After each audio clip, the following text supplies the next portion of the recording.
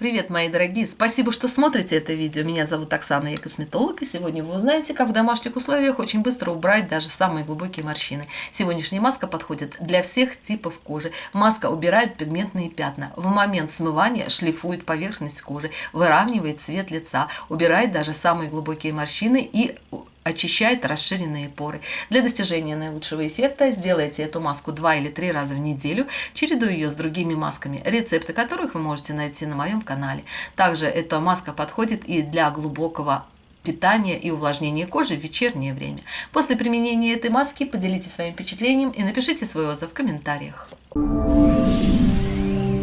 И давайте приступим. Для сегодняшней маски нам понадобятся простые доступные ингредиенты. Основные ее компоненты – это пищевая сода и крахмал. Обязательно соблюдайте порядок приготовления домашней маски. Возьмите 1 чайную ложку пищевой соды. Сода – это наилучший очищающий компонент, который вы можете использовать в домашних условиях. Отлично очищает расширенные поры, убирает пигментные пятна, в момент смывания шлифует поверхность кожи, выравнивает оттенок лица. В общем, идеальный вариант для домашних масок. Затем в сухой компонент добавьте крахмал. Вы можете использовать крахмал как кукурузный, так и картофельный. Также вы можете использовать крахмал и приготовленный самостоятельно. Возьмите сырой картофель, натрите его на очень мелкой терке и используйте для приготовления домашних масок. Также возьмите 1 чайную ложку крахмала. Перемешайте сухие компоненты. Кстати, эту заготовку вы можете приготовить заранее и хранить ее при комнатной температуре на туалетном столике. И по мере необходимости на базе этих компонентов делайте домашние омолаживающие антивозрастные маски. Следующий ингредиент для этой маски нам понадобится глицерин. Вы можете использовать глицерин, купленный в аптеке. Он отлично увлажняет кожу, удерживает влагу в эпидермисе, предотвращает обезвоженность кожи, отлично взаимодействует со всеми компонентами. Для этого рецепта возьмите 1 чайную ложку глицерина. Он имеет такую слегка густоватую консистенцию. Следующий ингредиент для этой маски нам понадобится косметическое масло. Вы можете использовать косметическое масло миндальное, виноградных косточек, зародышей пшеницы. Также для сегодняшнего рецепта идеально подойдет и оливковое масло первого холодного отжима. Если вы используете оливковое масло, также добавьте 1 чайную ложку. Кстати, оливковое масло вы можете заменить обычным маслом подсолнечника, тоже чтобы оно было первого холодного отжима и высокого качества. Я использую для сегодняшнего рецепта масло миндальное, что будет давать очень хороший смягчающий кожу эффект. Нужно взять 1 чайную ложку миндального масла.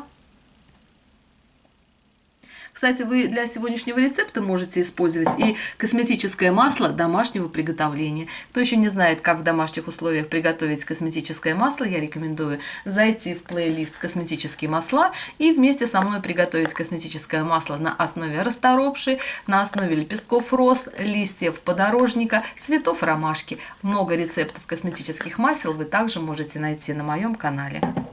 И также, не размешивая компоненты, добавьте в сегодняшнюю маску сок алоэ. Сок алоэ вы можете заменить на сок огурца или сок капусты. Сок алоэ отлично обеззараживает кожу, также хорошо увлажняет кожу. Вы можете использовать аптечный сок алоэ или алоэ для инъекций. Если у вас есть растение на подоконнике алоэ или алоэ вера, вы также можете использовать и его. Возьмите 1 чайную ложку сока алоэ. Кстати, сок алоэ вы можете заменить соком огурца или соком капусты. Тщательно размешайте все компоненты.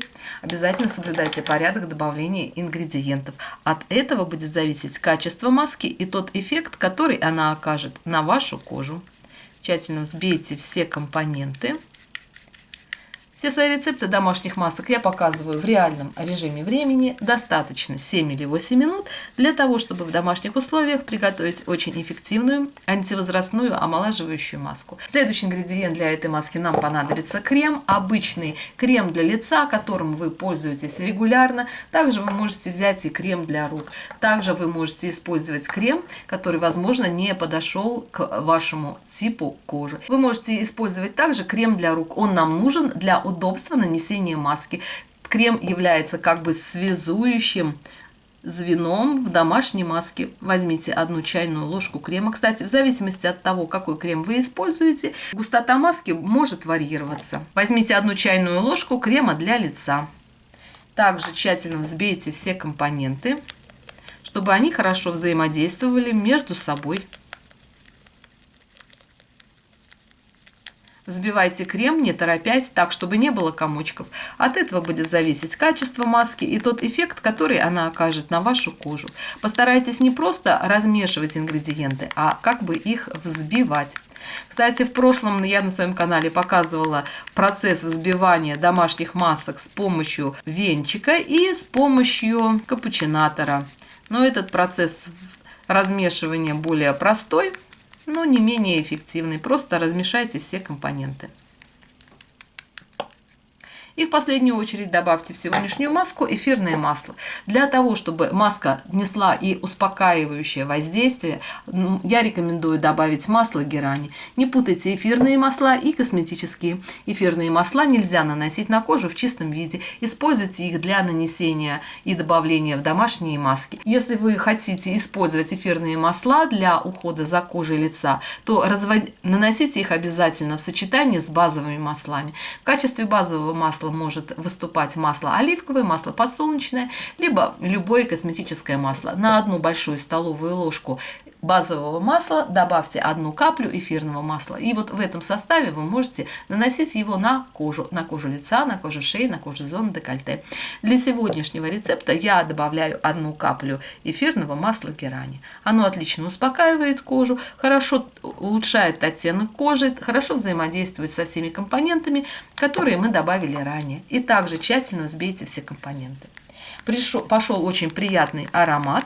Эту маску можно хранить в холодильнике в закрытом виде до 5 дней и использовать в недельном уходе. Обязательно перед нанесением домашних масок, которые вы хранили в холодильнике, доведите их до комнатной температуры. Не наносите продукты в холодном виде на кожу. Наносите все домашние маски на подготовленную кожу. Перед маской сделайте кислотный скраб или пилинг. Возьмите 3 или 4 таблетки ацетилсалициловой кислоты, размочите их водой комнатной температуры. Нанесите на влажную умытую кожу лица, кожу шеи, кожу зоны декольте. Не наносите кислотную скатку на кожу вокруг глаз. В течение 3 минут помассируйте кожу и уберите верхний ороговевший слой клеток. Затем смойте аспирин водой комнатной температуры и приступайте к нанесению сегодняшней маски. Наносите эту маску в 2 слоя. Первый слой этой маски очень быстро впитается, поэтому сразу наносите второй слой. Наносите также все домашние маски по кожно-массажным линиям. Это линии наименьшего растяжения кожи. Нанесите эту маску на кожу шеи, на кожу зоны декольте. Аккуратными вбивающими движениями нанесите эту маску и на кожу вокруг глаз. Не забывайте, остатки домашних масок наносите на кожу рук. Держать маску нужно не более 20 минут. Затем размягчите лицо влажным махровым полотенцем и смойте маску водой комнатной температуры. Затем нанесите питательный или увлажняющий крем. Кстати, рецепты домашних кремов вы также можете найти на моем канале. Уникальные омолаживающие средства, которые очень эффективно убирают даже самые глубокие морщины с помощью аптечных средств. Вы можете их приготовить самостоятельно.